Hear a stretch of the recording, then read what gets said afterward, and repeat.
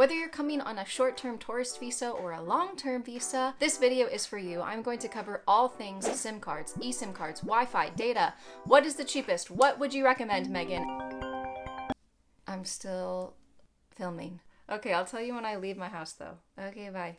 Let me show you how to get a working phone. So you can take phone calls like I just did.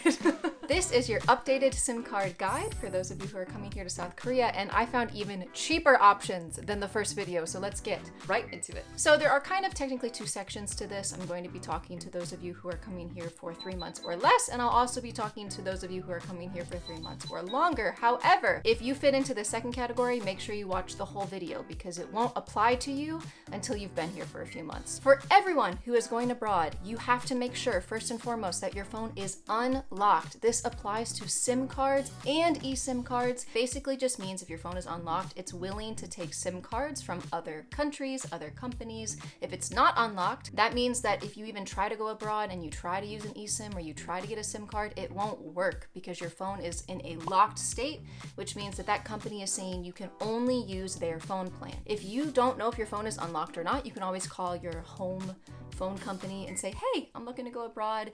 Is my phone unlocked or not? If it is not, then you're gonna wanna follow maybe the third option that I have for you, which is all about Wi-Fi, or you could always bring a second phone as backup. The majority of you though, your phone is gonna be unlocked. So you have two options. You can get a physical SIM card or you can get an eSIM card. Now the reason why eSIM cards are more convenient is because it all happens within your phone. You don't have to worry about getting like the physical card, putting it into your phone. You're really gonna wanna make sure to check your phone though, because the later models of phones don't even take physical SIM cards anymore, so eSIM is like literally your only option. But if you want to get a physical SIM card because maybe you find a cheaper option, which I super recommend the company Trazy, they can actually mail your SIM card to your house no matter where you live in the world in advance, and so that's a really nice way to just have one more box checked off before you get to Korea. Let me tell you right now, really quickly, gotta throw this in there, please don't buy a physical SIM card in the airport. Please, please, please don't do it. They jack up the prices so high for absolutely no reason. Please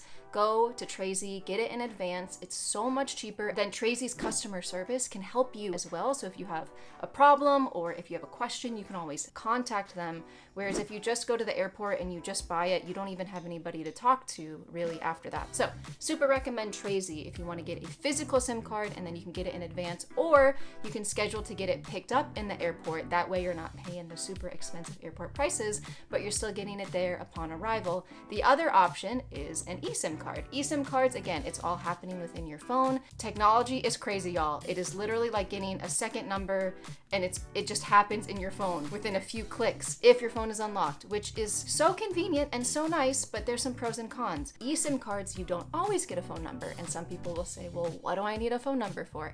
I personally think it is so important to have some kind of phone number, some sort of minutes when going abroad in case you need to make an emergency phone call. There's actually a translation phone number here in Korea. If you type 1330, they can help you with translation. So if you need to make a doctor's appointment last minute, or if you are stuck somewhere and you need help, you can actually use this phone number in their business hours and you can use that to make a call or set up an appointment. However, if you want to get taxis, which I super love, especially when it's hot and summer is coming, oh my gosh, taxis are super nice, super convenient, and so you need to have a phone number in order to create an account on Kakao Taxi. I personally think getting a phone number is very important, and with eSIMs, usually they're data only. And by the way, both of these have capabilities of being able to extend the plan or top up data in case you're worried about that as well. Just make sure you check the description of the plan to see is this one top upable or extendable and for how long. If you're finding this video helpful, if you could please give it a like, that would mean a lot to me. Okay, thank you, let's keep going. But some of you are just looking for a little data. We just need a little bit of data to get our maps working, know what I'm saying? So eSIM is a great option for you,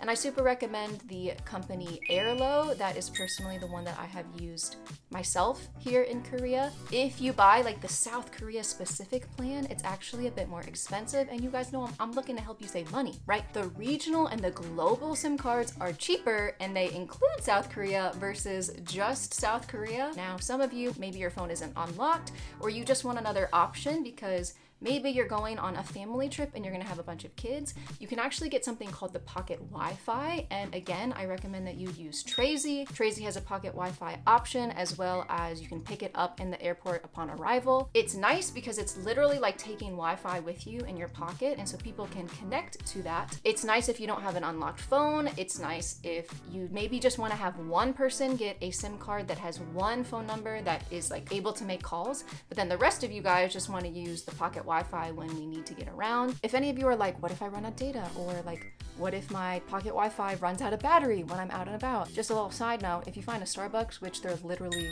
like everywhere, Starbucks has free Wi-Fi, and it's one of the few places that you don't need the passcode to like actually get into the Wi-Fi. You just have to like go in and click agree. I remember in the past, I would just stand outside of Starbucks like, just for a few minutes, right? It's okay. I was lost. All right, I was trying to figure out where I was going. So Starbucks is your best friend. I'm gonna recommend all of the options down below in the description box, and I'm gonna move on forward into the people who are staying here a little bit longer, because if you're staying here for a longer period of time, when I tell you I found the cheapest phone plan option in the entire world. It is called T, and it is a Korean website. Some people go, oh, Korean? How the heck am I supposed to figure any of this out? If you go onto phones or even laptops, there's usually in the bar, like on Chrome, there's a button you can click that says translate this page, and it'll literally translate everything that you're looking at. So helpful. But at the end of the day, I do think it does get a little bit complicated. There's a lot of authentication steps. If you guys have been in Korea for any amount of time, you know there's like 6 steps to have to authenticate everything. I had to end up going to the actual like headquarters here in Seoul,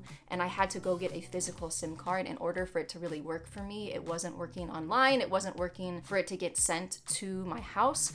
But what was actually really nice about that is I originally had picked a plan that was with a specific, because you can pick SKT, KT, and LG, and I was specifically at first looking at, I think, KT, but it wasn't compatible with my phone randomly, so I had to switch to an SKT option, and then that one was compatible with my phone, and because I was there in person, it was super easy. It's also really nice because they usually let you pick the last 4 digits of your phone number. If you're in person, they can kind of like get into the system and see if the last 4 digits are available, and then everything, they make sure it's working in front of you. So if you're kind of stuck, you can just like pass them the phone and they can help you out.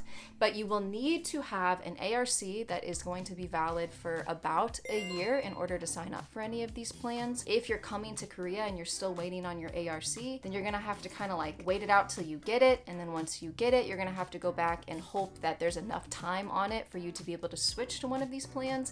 But when I tell you, it is so cheap. Sometimes when you're on the website, check, because it'll say like the plan is valid for like 6 months, and then after 6 months you have to pay a bit more. But at the end of the day, this is the cheapest phone option plan that I have seen. Everything I just mentioned, I'm gonna leave it in a link in the description box down below, and feel free to add your questions in the comments and I'll get back to them as soon as I can. If you are coming to South Korea, make sure you check this video out so you don't waste money and you save money. I super recommend you check this out. So I'll go see you over there. Bye.